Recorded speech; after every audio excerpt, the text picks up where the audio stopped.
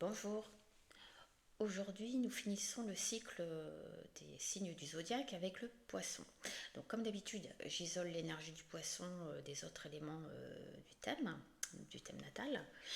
Il s'agit donc du dernier signe du zodiaque qui correspond à la maison 12, la maison de l'inconscient, de la fusion, de la dissolution et du rapport à soi.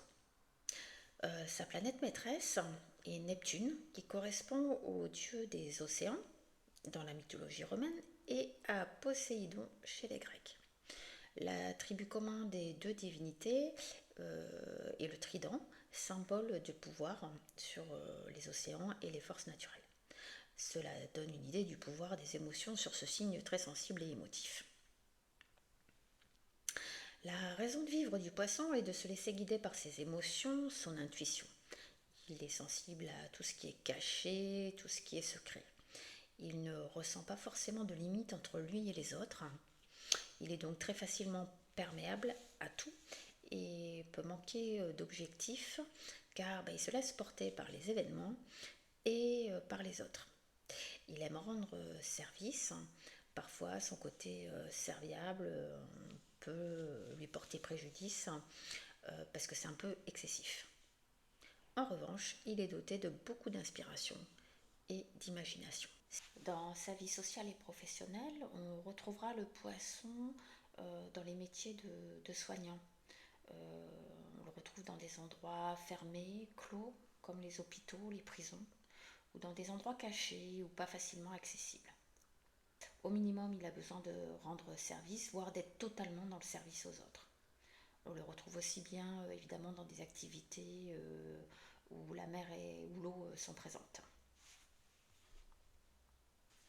Dans sa vie amoureuse, vous l'aurez compris, le poisson se met au service de sa ou son partenaire. Il aspire à la fusion avec sa moitié. Il est plutôt rêveur et idéalise les relations. Et bien souvent, il est déçu. Son manque de confiance et sa passivité ne facilitent pas son expression amoureuse et reste très intériorisé. Il est très complexe pour le poisson de respecter ses propres besoins car il est assez déconnecté de la réalité. Il reste néanmoins un ou une partenaire charmante, idéaliste et un brin artiste. D'une manière générale, le poisson a plutôt une santé fragile.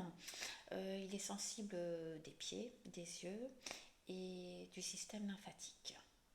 Il est également sujet aux troubles mentaux. Pourquoi? Parce qu'il a une certaine propension à la confusion et à la déconnexion de la réalité. Alors aussi bien pour sa santé physique que mentale, le poisson peut s'apaiser au contact de l'eau et a besoin de canaliser son énergie sur un projet créatif, artistique, d'utiliser en fait son inspiration. Le poisson peut être associé à plusieurs cartes du tarot de Marseille. Le pendu pour le lâcher prise, donc la carte 12 et l'arcane 12. La connaissance de soi, le mât, l'arcane 0 ou 22, comme vous voudrez, pour sa folie, et l'arcane 18, la lune, pour les émotions, la réceptivité et la passivité.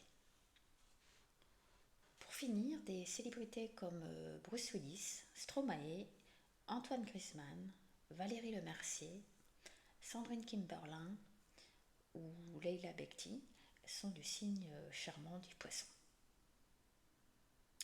Donc s'achève ce cycle des signes du zodiaque. J'espère vous retrouver bientôt pour d'autres audios. À bientôt.